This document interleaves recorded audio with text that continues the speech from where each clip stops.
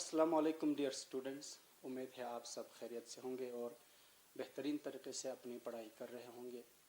बच्चों, मैं Yusuf Ali, lecturer biochemistry higher secondary school Sankoo से आपकी खिदमत में हाज़िर हुआ हूँ। बच्चों, आइंदे चंद दिनों में मैं जेनेटिक्स के कुछ टॉपिक्स आपके डिस्कस करूँगा।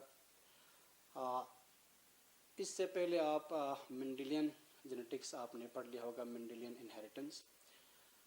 हम शुरू करने वाले हैं बच्चों मॉलिक्यूलर बेसिस ऑफ इनहेरिटेंस। इस टॉपिक के तहत कुछ सब टॉपिक्स आते हैं जो आपके सिलेबस में हैं। उनमें शामिल हैं पहला सर्च फॉर जेनेटिक मटेरियल, इसके बाद structure of DNA, structure of RNA, DNA replication, transcription, translation, इसके बाद लास्ट में regulation of gene expression. In topics में हम इंशाल्लाह आइंदा आने वाले चंद दिनों में बात करेंगे। होप आप कांटेक्ट में रहेंगे। ठीक है बच्चों, तो शुरू करते हैं आज के टॉपिक से। तो आज हम जो टॉपिक पढ़ने वाले हैं बच्चों वो है सर्च फॉर जेनेटिक मटेरियल। तो जेनेटिक मटेरियल की सर्च करने से पहले हम बताना चाहेंगे आपको कि ये जेनेटिक मटेरियल आखिर होता क्या है। बच्चों, जेनेटिक मटेरियल वो बायोमॉलिक्यूल हैं जिनमें कुछ ख़ास करैक्टरिस्टिक होती हैं। तो एक जेनेटिक मटेरियल को जेनेटिक मटेरियल क्वालिफाई करने के लिए कौन कौन से करैक्टरिस्टिक फीचर्स उसमें होना चाहिए हम आपको पहले वो बता देंगे, आप नोट कर देना। ठीक है बच्चों, तो पहला करैक्टरिस्टिक एक जेनेटिक मटेरियल में जो होना चाहिए बच्चों वो है कि ये जेनेटिक मटेरियल जो है स्टोर हाउस ऑफ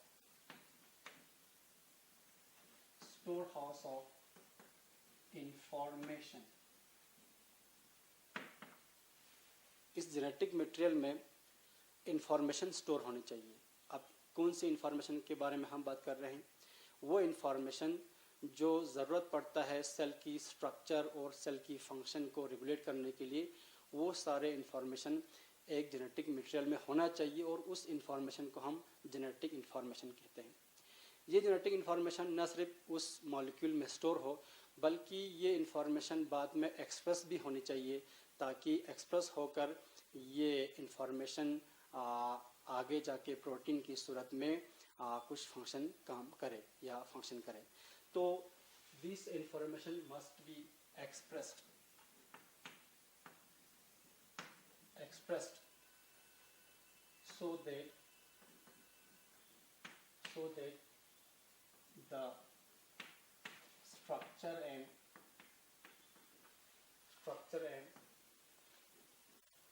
function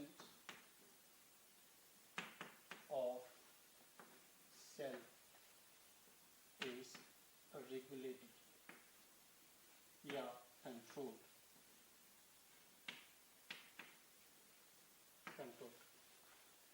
तो पहला करैक्टरिस्टिक फीचर एक जेनेटिक मटेरियल का ये है कि उसमें जेनेटिक इंफॉर्मेशन स्टोर होना चाहिए। That should be a repository of genetic information.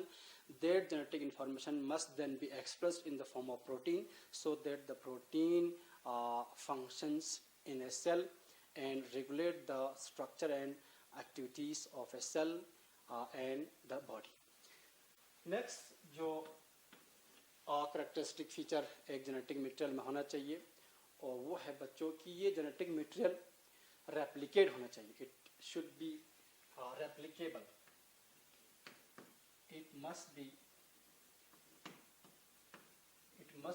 Replicated. Replicated मतलब कि इसके रेप्लिका बनना चाहिए, एग्जैक्ट कॉपीज बननी चाहिए, ताकि ये जो जेनेटिक इंफॉर्मेशन है ये आगे जाके जब सेल डिवाइड होती है, एक सेल से जब दो सेल बनते हैं, ठीक, तो ये जेनेटिक इंफॉर्मेशन उस पेरेंट सेल से डॉटर सेल्स में पहुंचना चाहिए ताकि उन सेल्स की एक्टिविटी भी कंट्रोल कर सके। इसलिए जेनेटिक इंफॉर्मेशन रेप्लिकेट होना चाहिए, एग्जैक्ट कॉपीज बनने चाहिए so that these copies are transferred to the daughter cells and daughter cells जो है सही तरीके से फंक्शन कर पाए। अगर रेप्लिकेट नहीं हो पाया तो ये जो डॉटर सेल्स बनेंगे उनमें जेनेटिक मटेरियल नहीं पहुंचेंगे, तो उसकी एक्टिविटी कंट्रोल नहीं हो पाएंगे, तो ये बाद में सेल सर्वाइव नहीं कर सकता। इसलिए दूसरा कैरेक्टरिस्टिक फीचर एक जेनेटिक मटेरियल में होना चाहिए वो है बच्चों कि ये रेप्लिकेट होना चाहिए, इसमें ये कैपेसिटी होना चाहिए कि ये रेप्लिकेट हो, इसके एग्जैक्ट कॉपीज बने, बिल्कुल एग्जैक्ट ट्रू कॉपीज बने। ठीक है। तीसरा जो कैरेक्टरिस्टिक फीचर एक जेनेटिक मटेरियल में होना चाहिए बच्चों कि इस जेनेटिक मटेरियल में म्यूटेशन की कैपेसिटी होनी चाहिए। म्यूटेशंस मींस एक ऐसा चेंज जो आगे इनहेरिट हो, इनहेरिटेबल चेंज इसमें आना चाहिए इस मॉलिक्यूल में, ताकि उस चेंज की वजह से, उस म्यूटेशन की वजह से इस जेनेटिक मटेरियल में वेरिएशन जनरेट होती है। और बच्चों आपको बता दूं वेरिएशन जो है लिविंग ऑर्गेनिज्म में ज़रूरी है, क्योंकि variation is the raw material for evolution. तो लिविंग ऑर्गेनिजम्स को इवॉल्व होने के लिए, ठीक, जो इन्वायरमेंटल कंडीशंस है उनके मुताबिक इवॉल्व होने के लिए, अडेप्ट होने के लिए, अडेप्टेशन के लिए उनमें चेंजेस होना ज़रूरी है। तो चेंजेस तभी हो सकता है जब वो उनकी डीएनए में इनकी जेनेटिक मटेरियल में ये कैपेसिटी हो, क्या, म्यूटेशन होने का। आगे जाके लास्ट में हमको मालूम पड़ जाएगा कि डीएनए एक ऐसा मॉलिक्यूल है जो जेनेटिक मटेरियल है, हम उसी तक पहुंचने वाले हैं। ठीक है बच्चों, तो फिलहाल हम डीएनए को जेनेटिक मटेरियल नहीं मानेंगे। ठीक, अभी हम एक्सपेरिमेंट्स के बारे में बात करेंगे जो प्रूव करता है कि डीएनए ही जेनेटिक मटेरियल है। ठीक है बच्चों, फिलहाल आप ये मान लीजिए कि जेनेटिक मटेरियल का अभी कोई अता पता नहीं है, लेकिन जेनेटिक मटेरियल में कौन से खसूसियत होने चाहिए हम उसके बारे में बात करने वाले हैं। जो तीसरा खसूसियत, तीसरी कैरेक्टरिस्टिक फीचर जो एक जेनेटिक मटेरियल में होना चाहिए बच्चों, वो है कि इसमें ये कैपेसिटी हो कि ये रेप्लिकेट हो, इसके एग्जैक्ट कॉपीज बने, ताकि ये एग्जैक्ट कॉपीज डॉटर सेल्स तक पहुँचे और डॉटर सेल्स की एक्टिविटी या आने वाले सेल की जो जनरेशन है उन सब तक ये कॉपीज पहुँचे और हर सेल सर्वाइव हो। ठीक है बच्चों। फोर्थ जो कैरेक्टरिस्टिक फीचर है जेनेटिक मटेरियल का वो है बच्चों कि ये स्टेबल हो। ये जेनेटिक मटेरियल क्या हो? तीसरा कि ये स्टेबल हो, स्टेबल हो, स्टेबल हो। और तीसरा हमने कहा कि ये it must have the capacity, इसमें कैपेसिटी होना चाहिए टू अंडरगो म्यूटेशन, म्यूटेशन। अब बाद में लिखना जब मैं साइड में हो जाऊंगा। ठीक है बच्चों, तब तक आप समझ लेना। फोर्थ जो कैरेक्टरिस्टिक फीचर हमने बताया कि it must be A stable molecule. तो स्टेबिलिटी भी इंपॉर्टेंट है एक जेनेटिक मटेरियल का, मॉलिक्यूल। और भी कैरेक्टरिस्टिक फीचर हम ऐड कर सकते हैं, लेकिन फिलहाल यही चार आप याद रखना कि एक जेनेटिक मटेरियल में कौन कौन से खसूसियत होनी चाहिए। ठीक है बच्चों, मैं फिर एक बार रिपीट करता हूँ। जेनेटिक मटेरियल की कुछ कैरेक्टरिस्टिक्स होना चाहिए। अगर ये कैरेक्टरिस्टिक फीचर किसी मॉलिक्यूल में हो तो वो क्वालिफाई करता है एज ए जेनेटिक मटेरियल। तो store house of information that is expressed so that the structure and functions of cell is regulated. It must be replicated. ये replicate होना चाहिए। ठीक है। It must be, हम कहेंगे replicable, ये replicable होना चाहिए। Third characteristic feature, it must have the capacity to undergo mutation. Fourth, it must be a stable molecule. ये कुछ characteristic feature हैं जो एक जेनेटिक मटेरियल में होना चाहिए। अब सीधा हम आ जाएंगे कि जेनेटिक मटेरियल की सर्च कैसे हुआ। बच्चों मेंडेलियन इनहेरिटेंस आपने पढ़ी है। ग्रेगर जोहान मेंडल 1866 में ग्रेगर जोहान मेंडल ने ये सजेशन दी थी कि लिविंग ऑर्गेनिज्म में जो करैक्टर्स है वो ट्रांसमिट होता है नेक्स्ट जनरेशन में। वो जो फेमस पी प्लांट एक्सपेरिमेंट है आपने पढ़ा होगा। ठीक है बच्चों, तो ये जो इनहेरिटेंस का बात जो शुरू हुआ ये 1866 में ग्रेगर जोहान मेंडल ने बताया था कि जो करैक्टर्स है लिविंग ऑर्गेनिज्म में वो एक ऑर्गेनिज्म से दूसरे ऑर्गेनिज्म में पास ऑन होती है, ट्रांसमिट होती है। अब वो कौन सी चीज़ है जो इनहेरिट होता है, जो ट्रांसमिट होता है, उसके बारे में मालूम नहीं था। उसी ज़माने में 1868 में फ्रेडरिक मिक्सचर ने डिस्कवर किया था न्यूक्लिक एसिड को, ठीक। लेकिन ये न्यूक्लिक एसिड क्या है उसके बारे में तब भी मालूमात नहीं थी। तो बहुत ज़माना गुजर गया, तब से तकरीबन 60-70 साल गुजर गए कि जेनेटिक मटेरियल क्या है इसके बारे में मालूमात नहीं था। लेकिन 1928 में फ्रेडरिक ग्रिफिथ नाम के एक साइंटिस्ट था, उन्होंने सर्च शुरू की जेनेटिक मटेरियल की कि वो कौन से मॉलिक्यूल है जो जेनेटिक मटेरियल का काम करता है। तो इसके बाद 2 और एक्सपेरिमेंट है, 3 मेन एक्सपेरिमेंट्स किए गए जेनेटिक मटेरियल की खोज में। तो ये तीनों एक्सपेरिमेंट्स हम डिस्कस करेंगे। सबसे पहला जो एक्सपेरिमेंट किया गया था बच्चों, वो फ्रेडरिक ग्रिफिथ ने किया था 1928 में। तो मैं शुरू करता हूँ वो एक्सपेरिमेंट्स जो किए गए थे जेनेटिक मटेरियल को मालूम करने के लिए। तो पहला एक्सपेरिमेंट किया था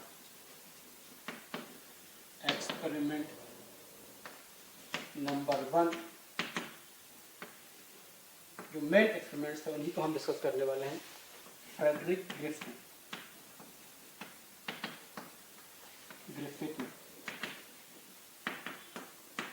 1928।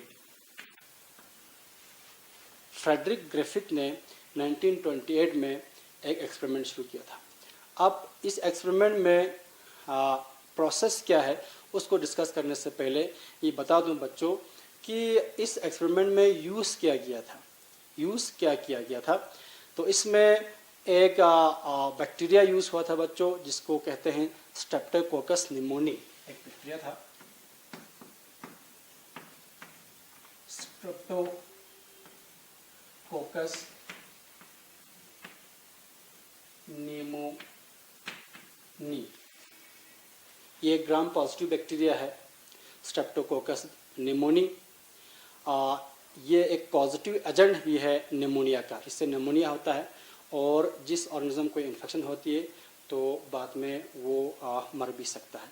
दूसरा जो लिविंग ऑर्गेनिज्म ग्रिफिथ ने यूज़ किया बच्चों, वो था माइस, चूहे। तो स्ट्रेप्टोकोकस निमोनी और माइस को लेकर ये एक्सपेरिमेंट किया गया था फ्रेडरिक ग्रिफिथ ने, ठीक।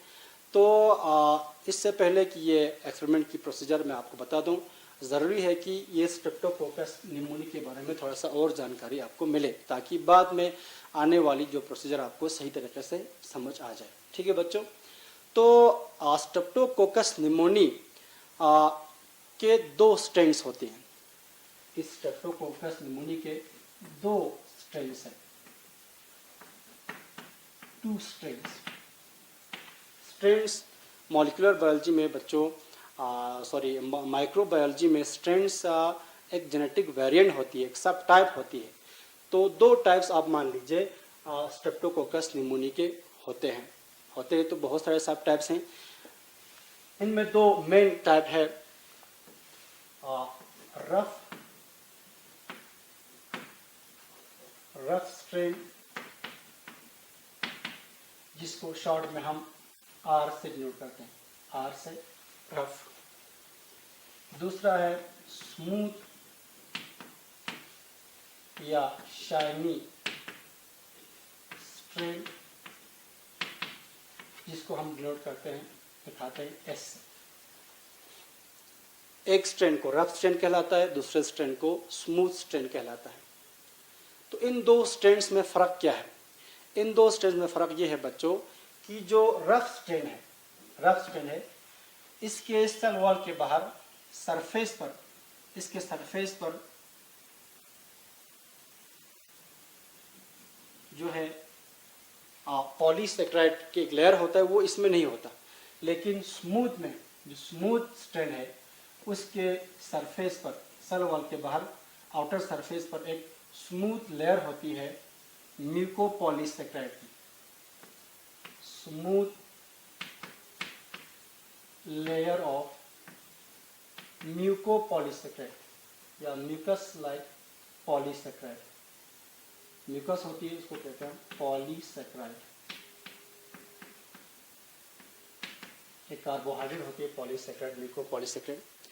इस म्यूकस लाइक पॉलीसेकेराइड, म्यूकोपॉलीसेकेराइड की प्रेजेंस की वजह से इसके सरफेस जो है वो शाइनी और स्मूथ दिखता है, इसीलिए इस स्ट्रेन को नाम दिया है स्मूथ या शाइनी स्ट्रेन या एस स्ट्रेन।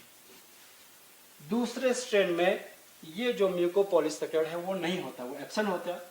उस एब्सेंस की वजह से इसके सरफेस जो है वो रफ दिखता है, इसकी वजह से इसको रफ स्ट्रेन कहलाता है।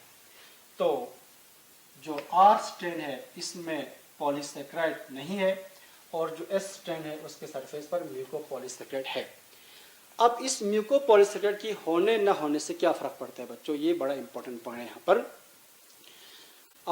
इस म्यूकोपॉलीसेकेराइड की प्रेजेंस से, इस म्यूकोपॉलीसेकेराइड को हम कैप्सूल भी कहते हैं, कैप्सूल भी कहते हैं इसको। इस कैप्सूल की या म्यूकोपॉलीसेकेराइड की लेयर की प्रेजेंस की वजह से ये बैक्टीरिया जो है जब किसी होस्ट में चला जाता है तो वो होस्ट का इम्यून सिस्टम जो है इस म्यूकोपॉलीसेकेराइड की प्रेजेंस की वजह से इस बैक्टीरिया को वो डिग्रेड नहीं कर पाता, उसको ख़त्म नहीं कर पाता, डिस्ट्रॉय नहीं कर पाता, जिसकी वजह से ये बैक्टीरिया इन्फेक्शन करने में कामयाब हो जाती है। मैं फिर से दोहराता हूँ, जो एस स्ट्रेन है उसके सरफेस पर म्यूकोपॉलीसेकेराइड है जिसको हम कैप्सूल भी कहते हैं। इस कैप्सूल की प्रेजेंस की वजह से ये बैक्टीरिया जो है वो रेजिस्टेंट हो जाती है, इस पर होस्ट के इम्यून सिस्टम का कोई असर नहीं होता, वो इसको डिस्ट्रॉय नहीं कर पाता, जिसकी वजह से ये आसानी से इन्फेक्शन कर सकता है। इसी इन्फेक्शन करने की वजह से, ठीक, इन्फेक्शस होने की वजह से इस स्ट्रेन को हम वायरुलेंट स्ट्रेन भी कहते हैं। It is virulent, virulent strain. Virulent means infectious भी आप कह सकते हो। ये इन्फेक्शन आसानी से फैला सकता है। वजह आपको मालूम है, इसलिए क्योंकि इसको डिग्रेड नहीं कर सकता, इसको डिस्ट्रॉय नहीं कर सकता होस्ट की इम्यून सिस्टम। इसके बरकस जो रफ स्ट्रेन है, चूंकि इसके सरफेस पर कोई ऐसा कैप्सूल नहीं है, तो this type of strain, R strain, can easily be degraded और destroyed by the immune system of the host cell, जिसमें ये आर स्ट्रेन चला जाएगा। ठीक है बच्चों, तो ये इन्फेक्शस नहीं है, it is non infectious, non infectious, या हम कहते हैं नॉन वायरुलेंट कहेंगे, नॉन वायरुलेंट या नॉन इन्फेक्शस, नॉन इन्फेक्शस। ठीक है बच्चों, नॉन इन्फेक्शस और नॉन वायरुलेंट। ठीक है, अब हम एक्सपेरिमेंट की प्रोसीजर पे आ जाएंगे जो ग्रिफिथ ने किया था। ठीक है, तो आपको मालूम है कि इस एक्सपेरिमेंट में दो ऑर्गेनिज्म यूज हुए, स्ट्रेप्टोकोकस निमोनी के रफ स्ट्रेन और स्मूथ स्ट्रेन और माइस। ठीक है बच्चों, तो ग्रिफिथ ने क्या किया, सबसे पहला माइस में चूहे में रफ स्ट्रेन जो है वो इंजेक्ट किया, इंजेक्टेड आर स्ट्रेन। तो मालूम है आर स्ट्रेन जो है नॉन इन्फेक्शस है, तो जिसकी वजह से ये माइस जो है ये जिंदा रहा, रिमेन अलाइव, ये अलाइव रहे, इसको कुछ नहीं हुआ, क्योंकि होना भी नहीं है, क्योंकि इसमें जो है आर स्ट्रेन है, आर स्ट्रेन रफ स्ट्रेन है, वो इन्फेक्शस नहीं है। दूसरे एक्सपेरिमेंट में उसने क्या किया, माइस में इंजेक्शन किया एस स्ट्रेन की। एस स्ट्रेन चूंकि इन्फेक्शस है, वायरुलेंट है, तो इन्फेक्शन फैलाता है, जिसकी वजह से ये माइस जो है वो डाइड, ये मर गया, माइस डाइड। तीसरे में क्या किया, और एक्सपेरिमेंट किया उसने कि इस बार माइस पे इसने इंजेक्शन किया स्मूथ स्ट्रेन, मगर इस बार उसने उस स्मूथ स्ट्रेन को पहले हीट करके मार डाला, उसको कहते हैं heat killed smooth strain, heat killed S strain. यानी हीट किल करने के बगैर अगर नॉर्मली एस स्ट्रेन को डाला गया तो वो माइस मर गया, लेकिन उसी स्ट्रेन को, स्मूथ स्ट्रेन को जो इन्फेक्शस है, वायरल है, उसको हीट किया, उसको किल किया, उसको कहते हैं heat killed, injected heat killed strain. Heat killed strain डाला तो एज एक्सपेक्टेड क्या होना चाहिए, हीट किल्ड करने से वो बैक्टीरिया मर गया, उसमें सारे एंजाइम इनएक्टिव हो गए, ठीक है, उसमें कोई म्यूकोपॉलीसेकेराइड नहीं बनेगा, तो नहीं बनेंगे तो इससे भी कोई इन्फेक्शन नहीं होगा, ठीक। तो आपकी बात सही है, आपका सोचना भी सही है कि इससे उस माइस को कोई फर्क नहीं पड़ा, माइस अगेन रिमेन्ड अलाइव, माइस फिर अलाइव हो गया, ठीक है। हीट किल्ड स्मूथ स्ट्रेन डालने से वो अलाइव रहे, वो जिंदा रहे। नेक्स्ट क्या किया, ये बड़ा इंपॉर्टेंट स्टेप है, जो चौथा स्टेप है, उसने माइस में इंजेक्ट की, माइस में इंजेक्ट किया। इससे पहले आपको बता दूं कि उसने इस बार क्या किया, जो हीट किल्ड स्ट्रेन है, हीट किल्ड स्ट्रेन है, उसके साथ मिक्स अप किया live rough strain, R strain जो लाइव है उसको मिक्स अप किया, उसको कंबाइन किया हीट किल्ड स्ट्रेन के साथ। तो ही इंजेक्टेड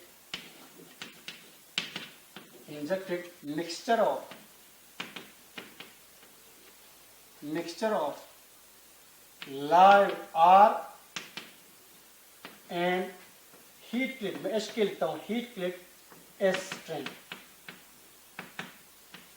ठीक। तो होना क्या चाहिए आप सोच लेना खुद, ठीक है। क्या होगा, हीट क्लिक स्ट्रेन ने अभी अभी हमने इंजेक्ट किया था, उससे कोई फर्क नहीं पड़ा था। लाइव आर स्ट्रेन भी हमने इंजेक्ट किया था, उससे भी कोई फर्क नहीं पड़ा था पहले, इस और इसमें। इन दोनों के मिक्सचर से भी कोई फर्क नहीं पड़ना चाहिए और माइस जिंदा रहना चाहिए, ये हमारा एक्सपेक्टेशन है। लेकिन to the astonishment of Griffith, ठीक है, अमेजिंग रिजल्ट ये आ गया कि वो माइस जो है वो मर गया, डाइड, डेड माइस डाइड। इस पर हैरानगी हो गई कि वो ये कैसे जिंदा रहा, सॉरी ये कैसे मर गया, हालांकि एस स्ट्रेन जो वो हीट किल्ड है, ये तो आर जो है वो रफ है, वो वैसे भी नॉन इन्फेक्शस है, तो इन दोनों की कॉम्बिनेशन से कैसे मर गया। तो इस पर उसने ये कंक्लूजन निकला कि कुछ तो है, कुछ मटेरियल तो है जो हीट किल्ड एस स्ट्रेन से चला गया है रफ स्ट्रेन में, और उस रफ स्ट्रेन को ट्रांसफॉर्म किया है स्मूथ स्ट्रेन में, और वो स्मूथ स्ट्रेन की वजह से ये माइस जो है मर गया है। तो उस मॉलिक्यूल को उसने कहा बच्चों ट्रांसफॉर्मिंग प्रिंसिपल। ये पता नहीं चला उसका केमिकल नेचर कि वो है क्या, लेकिन इतना उसने ये कंक्लूजन निकाला कि कुछ तो है जो हीट किल्ड स्मूथ स्ट्रेन से चला गया रफ स्ट्रेन में, और उस रफ स्ट्रेन को कन्वर्ट किया या ट्रांसफॉर्म किया स्मूथ स्ट्रेन में, जिसकी वजह से वो माइस मर गया। अब आगे के एक्सपेरिमेंट में हम बात करेंगे कि वो क्या चीज़ था, वो ट्रांसफॉर्मिंग प्रिंसिपल जो नाम दिया था ग्रिफिथ ने, वो क्या चीज़ था, उसकी केमिकल नेचर क्या है, ठीक है बच्चों। इंशाल्लाह आगे आने वाले लेक्चर में हम उस पर बात करेंगे। Thank you very much.